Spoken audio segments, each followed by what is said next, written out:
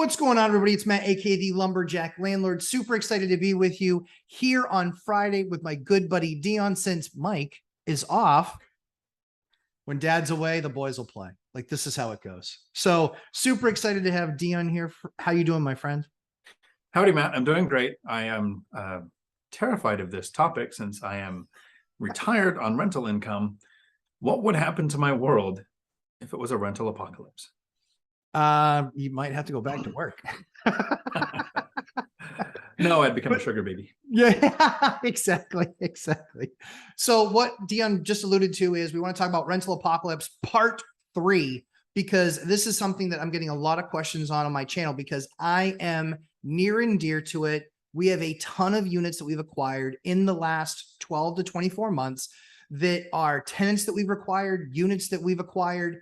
And when we've acquired those units, obviously we get those tenants. The challenge is that we don't get to say how they pay their rent.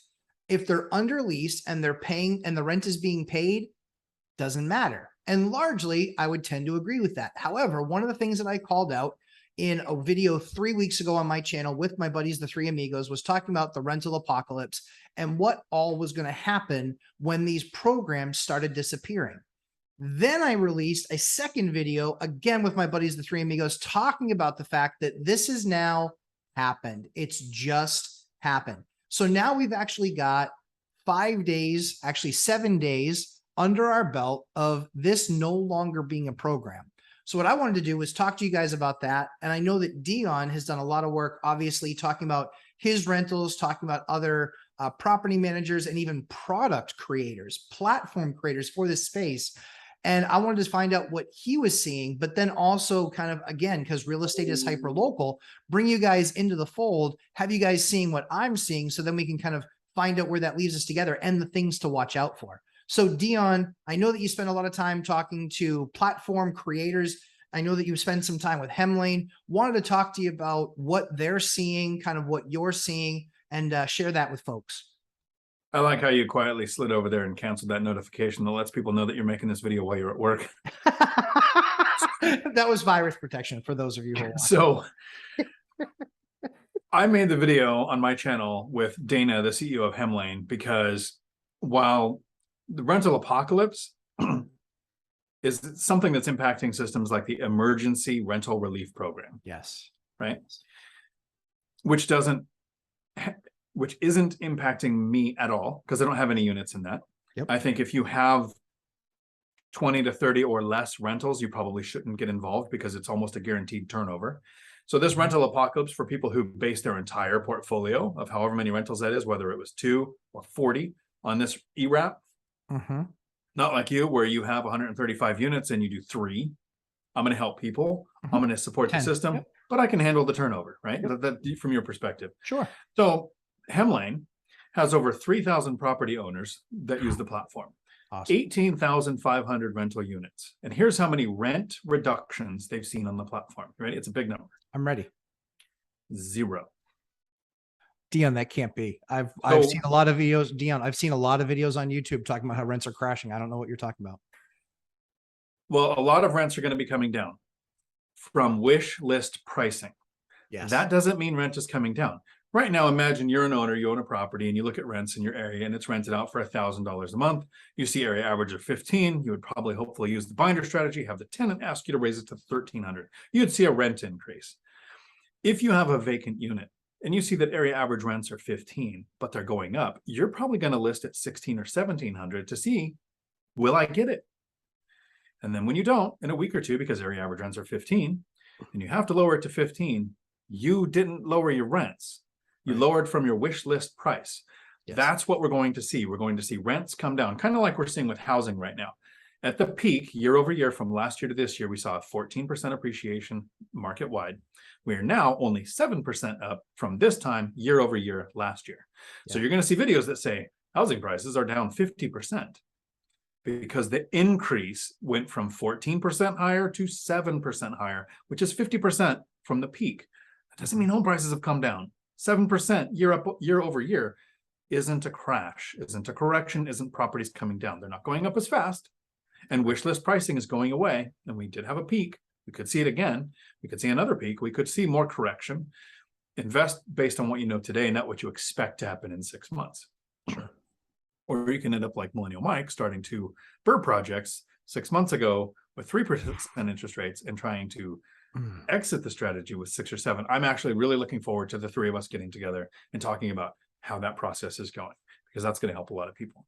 Yeah. But so while we're going to see a lot of people see rent apocalypse, programs are ending, we're also seeing that Section 8, according to the website that you shared, which we should put a link in the comments below, they're going up next year. And since we saw the biggest increase in rents that I remember ever in 2020 and 2021, 30 to 40% market in my market, my tenants in 2022 at the beginning asked for a 20 to 28% rent increase. So we're seeing rents go up. The housing voucher program bases their decision off of the last 5 years.